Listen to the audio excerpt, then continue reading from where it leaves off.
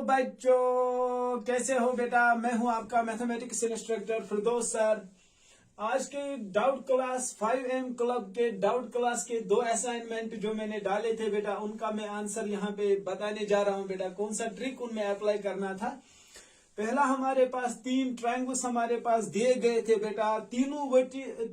इसके तीनों वर्टिसेस पे 3 नंबर्स दिए गए थे। यहाँ पे भी 3 वर्टिसेस पे नंबर, यहाँ पे भी 3 वर्टिसेस पे नंबर 3 दिए गए थे। मिडल पे नंबर 2 में दिए गए थे, एक में मिसिंग था बेटा। आपको इसमें जितना आप प्रैक्टिस करते हो ना बेटा, इन जैसे प्रॉब्लम्स का ज्यादा प्रैक्टिस करते हो तो माइंड में डायरेक्ट क्लिक होता है बेटा। इन रीजनिंग प्रॉब्लम्स का आंसर हम 100 तरीकों से निकाल सकते हैं बेटा। बहुत तरीके होते हैं निकालने के। तो जब आपने प्रैक्टिस किया होता है बहुत, तो आपके माइंड में ऐसे रूल्स उस वक्त आ जाते हैं बेटा। क्या करना था बेटा इनको सॉल्व करने के लिए। तो जैसे बेटा मैं यहाँ पे दिखाऊंगा, अगर आप यहाँ पे बड़े नंबर का स्क्वायर लोगे 16 का स्क्वायर, छोटे 2 नंबर्स के स्क्वायर का ऐड करोगे 7 का स्क्वायर प्लस 10 का स्क्वायर, फिर इनको आपस में सब्ट्रैक्ट करोगे बेटा। यहां से जब आप देखोगे बेटा, जब आप करोगे ना यहाँ पे कैलकुलेटर पे आप देखोगे बेटा, 16 का स्क्वायर 256 के बराबर, 7 का स्क्वायर पता है 49, 10 का स्क्वायर सबको पता है 100। 256 बेटा माइनस करोगे 49 प्लस 100 कितना हो गया 149 बेटा। जब यहाँ पे माइनस करोगे बेटा कितना आएगा आंसर, जरा आप देखो। 256 माइनस 149, 16 में से 9 हो गया 7, यहाँ पे रह गए 4, 4 में से 4, तो 107 आता है बेटा। तो आपको खुद आना चाहे समझ कि इसमें क्या रूल अप्लाई करना था जिससे आपको वहां पे आंसर आ जाता। मतलब क्या सर, यहाँ दूसरे में 25 का स्क्वायर माइनस जब करेंगे, ये जो बॉटम पे 2 वर्टिसेस हैं 20 का स्क्वायर प्लस 4 का स्क्वायर, सर ये तो 625 के बराबर होता है। 20 का स्क्वायर 400, 4 का स्क्वायर 16, सर इसका मतलब 625 को जब माइनस करेंगे 416, क्या सर वहां पे 209 चमकेगा, 209 ही चमकेगा। तो फाइनली इस पार्ट में आपको क्या आता है आंसर, वो आप इजीली व्यू कर सकते हो बेटा। 19 के स्क्वायर को माइनस करना था 2 का स्क्वायर प्लस 17 का स्क्वायर, जो भी आपको ऑप्शन में आंसर आ जाता। फिर भी बेटा एक बार प्रैक्टिस करना चाहे, एक बार फिर भी लिखो बेटा। आपको मैथमेटिक्स समझ आता है जितना आप लिखोगे बेटा। साथ ही क्या करना होता है, और कुछ प्रॉब्लम्स को देखो बेटा, कोशिश करना चाहे अपने माइंड को, चाहे आंसर ठीक हो या गलत हो, लेकिन सोचो बेटा। स्टार्ट करो सोचना कि किस डायरेक्शन में इसका आंसर आएगा, कैसे आंसर आएगा। उससे हमारे माइंड में क्रिएटिविटी बढ़ जाती है। इसके जो 4 ऑप्शन थे बेटा, एक था हमारे पास 68, दूसरा ऑप्शन था 93, तीसरा ऑप्शन था 175, चौथा ऑप्शन जो हमने दिया था वो था 217 बेटा।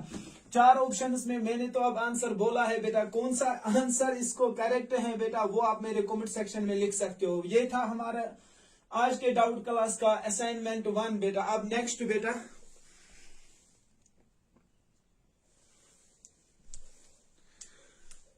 पार्ट नंबर 2 बेटा जो पूछा गया था, उसमें हमारे पास 3 सर्कल्स दिए गए थे। हमने सर्कल को बेटा ट्राइसेक्शन बनाया था, इसको 3 पार्ट्स में डिवाइड किया था। ट्राइसेक्शन ट्राइसेक्शन हर जगह, यहाँ पे भी ट्राइसेक्शन में 3 नंबर्स दिए गए थे, यहाँ पे 3 नंबर्स दिए गए थे। यहाँ पे बेटा मिसिंग था, क्या था मिसिंग, 1 नंबर जिसको आपको ढूंढना था। आपके पास ऑप्शंस गिवन थे।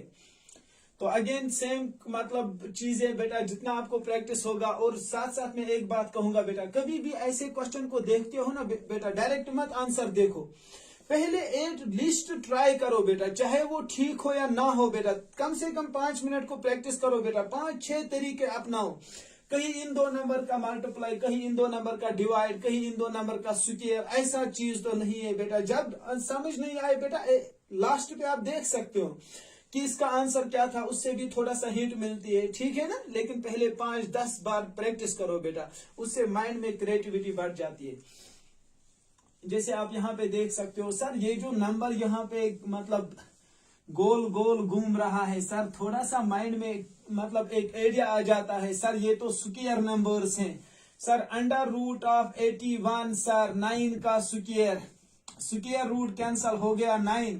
Sir similarly under root of 144, sir 12 का स्क्वायर, स्क्वायर और रूट कैंसल हो गया 12। सिमिलरली लास्ट पार्ट में अंडर रूट ऑफ 64, सर 8 का स्क्वायर, स्क्वायर रूट कैंसल 8 हो गया। सर इससे क्या फायदा चल गया बेटा? अब इससे फायदा देखो ना, यहाँ पे जो यहाँ आपको 9 निकल के आ गया, उसको 9 से किससे मल्टीप्लाई करो बेटा, वहीं से आपको ये तीसरा नंबर मिल गया था बेटा। तीसरा नंबर आपको वहीं से मिल गया था 54। सिमिलरली यहाँ आपको 12 आ गया, 12 को आपने 7 के साथ मल्टीप्लाई किया, वहीं से आपको 84 आ गया। फाइनली आपको यहाँ 64 का 8 आ गया था, 8 को 6 के साथ मल्टीप्लाई किया था, वहां से आपको आ गया था बेटा क्या, 6 8 जार किसके बराबर होता है। इस ऑप्शन को हम फिर से एक बार चेक करेंगे बेटा। ये यहाँ पे 8 है बेटा, गलती से मैंने 6 लिखा था, ये 8 था। तो फाइनली जब आप बेटा इस 8 को, जो यहाँ पे 8 आ गया था, इसको दूसरे 8 के साथ मल्टीप्लाई करोगे, ये आ जाएगा हमारे पास 64 इसका करेक्ट आंसर। 64 इसका करेक्ट आंसर। यहाँ पे मुझे सायरा बेटा कहता है सर इसका आंसर आपने तो करेक्ट बोला, क्यों बोला सर, हम क्या करेंगे, हम कहाँ पे प्रैक्टिस करेंगे? तो फिर तो आपके लिए बेटा मैं लिख रहा हूं यहाँ थर्ड पार्ट, उसको आपको कंप्लीटली खुद ही इसको सॉल्व करना है, ठीक है ना। यहाँ तक आपने कंप्लीट किया बेटा, तो मैं इसको मुटार दूं, ये आ गया ना अच्छे से समझ। तो थर्ड पार्ट बेटा वो आपके लिए है, उस पर एंटरटेन करो बेटा, उस पर एंजॉय करो और प्रैक्टिस करो बेटा उस एक क्वेश्चन को, ताकि आप भी उस एक क्वेश्चन में, और इंसान को प्राउड होना चाहिए बेटा कि मैंने क्वेश्चन को प्रैक्टिस किया बेटा। जरूरी नहीं कि आंसर सबका सेम आ जाए और ठीक आ जाए, लेकिन जब इंसान प्रैक्टिस करता है ना, आज अगर आंसर ठीक नहीं बेटा, 5-6 क्लासेस आप कंटिन्यूअसली देखो, आपको नेक्स्ट क्लास में, दूसरे में नहीं, तीसरे में नहीं, चौथे में नहीं, पांचवे में नहीं, लेकिन आगे जाके जब एक वक्त ऐसा आता है फिर हमें गलत नहीं होता है बेटा। लेकिन गलत होना भी बहुत जरूरी है, गलत होने से इंसान सीख जाता है बेटा। 198,594,